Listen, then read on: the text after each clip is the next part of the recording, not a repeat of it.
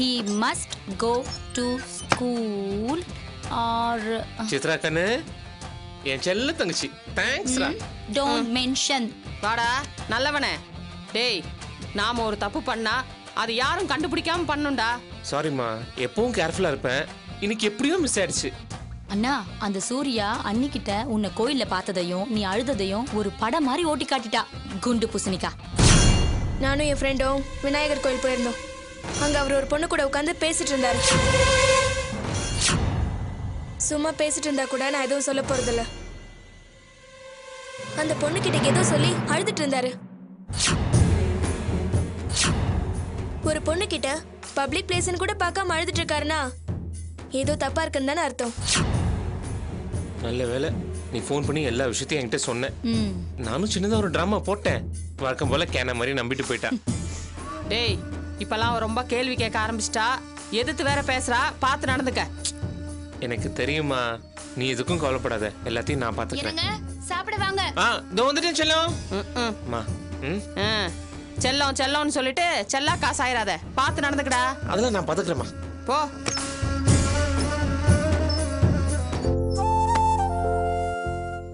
சரி செல்லம், நான் போட்டு சாப்பிட்டுக்கிறேன், நீ போய் படுத்துக்கோ. இல்லங்க, நீங்க சாப்பிடுங்க, நான் பக்கத்திலே இருக்கேன்.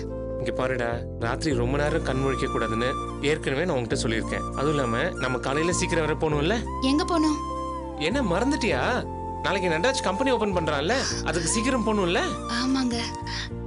சரி, நீங்க உட்காருங்க.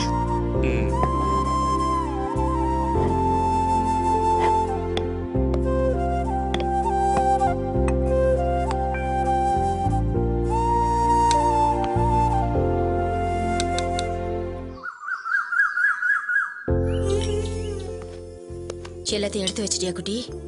வச்சிட்டமா. அந்த பழத்தை கொடுமா.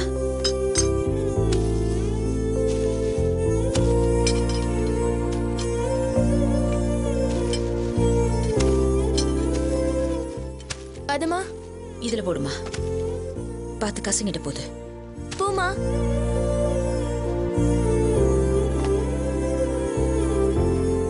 குட்டி அந்த டேப்.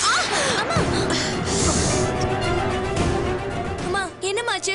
மா என்னன்னு தெரியலம்மா, திடீர்னு கால் தடிக்கிடுச்சு. சுத்தமா முடியலம்மா, கால் அசைக்க முடியல. ரொம்ப வலிக்குதாம்மா? இருமல போய் தைலம் எடுத்துட்டு வரேன். கிளம்பிட்டேன்டா, எல்லாத்தையும் எடுத்துட்டு வந்துடுறேன்.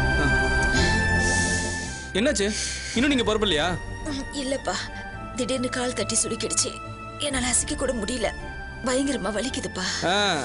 வரப்பவே யோசிச்சுட்டு தான் வந்தேன், என்னடா இன்னும் டிராமா ஆரம்பிக்கலையேன்னு. டேய், அம்மாவே கீழே விழுந்து கால் அடிபட்டு இருக்க, ஹாஸ்பிடல் கூட்டிட்டு போறேன்னு இல்லாம என்னடா பேசிட்டு இருக்க நீ? அடுத்த நடிகை நீ வந்துட்டியா? பேசாம இந்த வீட்டை அடிச்சு அப்படியே நாடக கோட்டையா மாத்திருங்க. டேய் வாய் மூடுடா. ஏய் நீ முதல்ல வாய் மூடுறி. நான் ஒரு நல்லது ஆரம்பிக்க போறேன்னு சொன்னா அதை பார்த்து சந்தோஷப்படாம ரெண்டு பேருமா சேர்ந்து கூட்டு சதியா பண்றீங்க. டேய் என்னடா பேசிட்டு இருக்க? சூர்யா, நீ கொஞ்சம் சும்மா இருமா. அவன் பேசிட்டு போட்டோம். அதானே, நான் பேசினா எனக்கு தான் வாய் வலிக்கும், உங்களுக்கு தான் எது சொன்னாலும் உரைக்காத. டேய் போடா, போய் உன் கம்பெனி கட்டிட்டு நீ அழு. அதான் நீங்க போட்ட திட்டம் கரெக்டா ஒர்க் அவுட் ஆயிடுச்சுல, அப்புறம் என்ன? உங்களுக்காக நான் போய் சித்தப்பா வர பகைச்சிட்டேன். இப்ப கூட போய் உன் சித்தப்போட சேர்ந்துக்கோ. யார் வேண்டான்னு சொன்னா? குட்டி சும்மா இரு குட்டி. நீங்க இந்த மாதிரிலாம் பண்ணுவீங்கன்னு எனக்கு நல்லாவே தெரியும். அம்மா சொன்னாங்களேன்னு தப்பு பண்ணிட்டேன். அப்போ இப்ப கூட நீயா என்ன அம்மானு மதிச்சு கூப்பிடல இல்ல? மதிச்சு கூப்பிட்டாதான் உடனே ஒரு டிராமாவை போட்டு ஆப்ப வச்சிடுறீங்களே. ஏண்டா அவங்க கால் வலியில கஷ்டப்பட்டு இருக்காங்க, இந்த நேரத்துல வந்து டார்ச்சர் பண்ணிட்டு இருக்கியா? ஒவ்வொரு வீட்லயும் போய் பாரு, அம்மா கூடனா பசங்க எப்படி துடிச்சு போறாங்கன்னு. ஏன் உங்களுக்கு கண்ணு இல்ல? நீங்களும் போய் பாருங்க. நம்ம மீனாக்கா பையன் குடிச்சிட்டு அவங்கள ரோட்ல போட்டு அடிக்கிறான். இருந்தா கூட அவனை அவங்க விட்டு கொடுக்காம பேசுறாங்க. ஏண்டா இப்ப கூட உனக்கு உதாரணம் சொல்றதுக்கு நல்லவங்களே கண்ணில் பட மாட்டாங்களா? அம்மா, சுமதி மேடம் ஃபோன் பண்றாங்க. அம்மா சொல்லுங்கம்மா. சுந்தரி, உன் பையன் கம்பெனி திருப்பிழாக்கு இன்னைக்கு வரேன்னு சொல்லியிருந்தேன்ல, சொந்தக்காரங்க ஒருத்தங்க தவறிட்டாங்க, அதனால நான் வர முடியலங்கிறத நடராஜ்கிட்ட கொஞ்சம் சொல்லிடுமா. சரிம்மா சொல்லிடுறேன். வச்சிடுறேன் சுந்தரி. அம்மா தானே பேசுனாங்க, என்ன சொன்னாங்க? அவங்க சொந்தக்காரங்க யாரோ இறந்து போயிட்டாங்களா? அப்போ அவங்களும் வர மாட்டாங்க அப்படிதானே?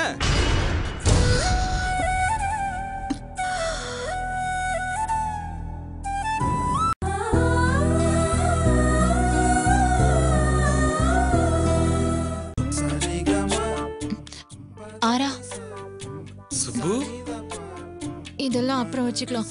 ஒரு முக்கியமான விஷயம் பேசணும். சொல்லு சுப்பு. நித்யா ஹெச்ஆருக்கு ரிசன் லெட்டர் அனுப்பியிருக்காங்க. அதை பத்தி நம்ம யார்கிட்டயுமே சொல்லல பாரு. பாபு தான் பாவம் சுப்பு. இப்ப என்ன பண்றது?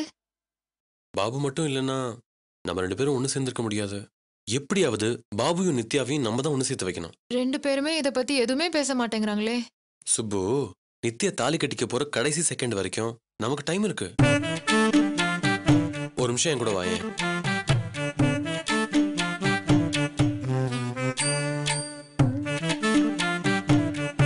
Good morning Babu. Morning sir. நம்ம ரேகாவுக்கும் குமாருக்கும் லவ் ஸ்டார்ட் ஆயிடுச்சு. ரொம்ப சந்தோஷம். எனக்கு சம்பளம் 30% ஏத்திருக்காங்க. ரொம்ப ரொம்ப சந்தோஷம். உங்க ஃப்ரெண்டு நித்யா ரிசைன் பண்ணிட்டாங்க.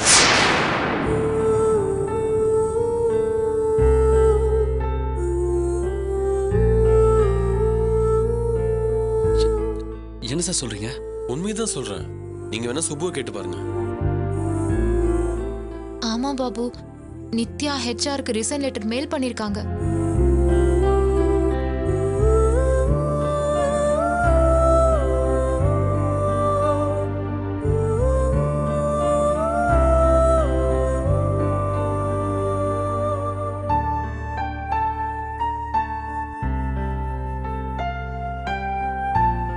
சொல்லுங்க பாபு, உண்மையாவே உங்களுக்கு அதிர்ச்சியா இருக்குல்ல?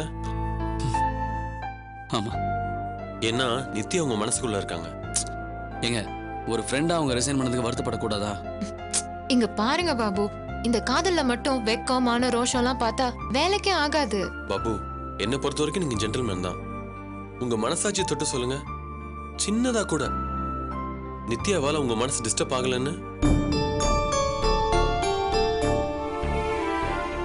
இன்னும் ஏன் மறைக்கிறீங்க பாபு?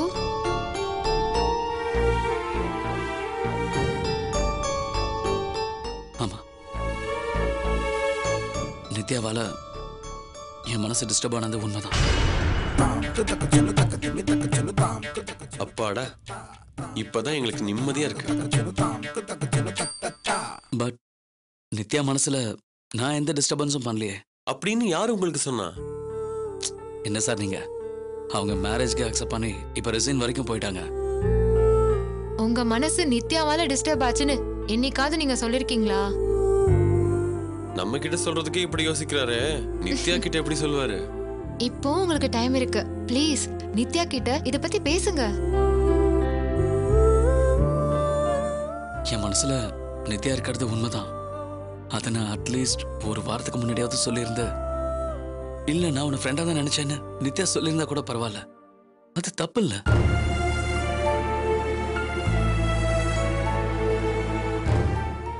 இப்ப என்கேஜ்மெண்ட் வரைக்கும் போயிட்டாங்க. இப்ப போய் இதை பத்தி நான் சொல்லி என் மனசுல அப்படி ஒரு எண்ணமே இல்லைன்னு அவங்க சொல்லிட்டா,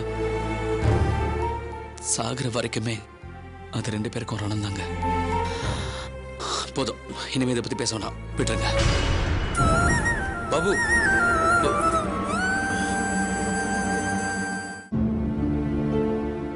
பாபு சொல்றதும் கரெக்டா தான் இருக்கு. என்ன கரெக்டா இருக்கு? அதுக்காக அப்படியே விட்டுற முடியுமா? பாபு மனசுல நித்யா இருக்காங்கன்னு தெரிஞ்சிச்சுல்ல, நமக்கு அது போதாதா? சரி, அடுத்து நம்ம என்ன பண்ணணும்னு சொல்லுங்க. நீ நேரா நித்யா வீட்டுக்கு போற, நித்யாவை பார்த்து பேசுற, பாபு மனசுல நீங்க தான் இருக்கீங்கன்னு சொல்ற, எல்லாமே மாறிடும். இதனால எதுவும் பிரச்சனை வந்துடாதே? கண்டிப்பா வரும். எவ்வளவு பெரிய பிரச்சனை வந்தாலும் அதை நாம 2 பேரும் சேர்ந்து தான் ஃபேஸ் பண்ண போறோம். ஓகேயா? அப்புறம் நித்யா ரிசைன் பண்ண விஷயத்த நீ தெரிஞ்ச மாதிரி காட்டிக்காத. ஏன்? எப்படியும் நித்யாவை நாம இங்க கூட்டிட்டு வரதானே போறோம். அது இல்லாம நோட்டீஸ் பீரியட் 1 month இருக்கு, அதுக்குள்ள ஏதாவது பண்ணிடலாம். ஓகே, நான் எப்ப போகணும்? இப்பவே போகணும். ஐயோ, அப்ப நான் லீவ் சொல்லணுமே. அதெல்லாம் நான் பாத்துக்கிறேன், நீ கிளம்பு.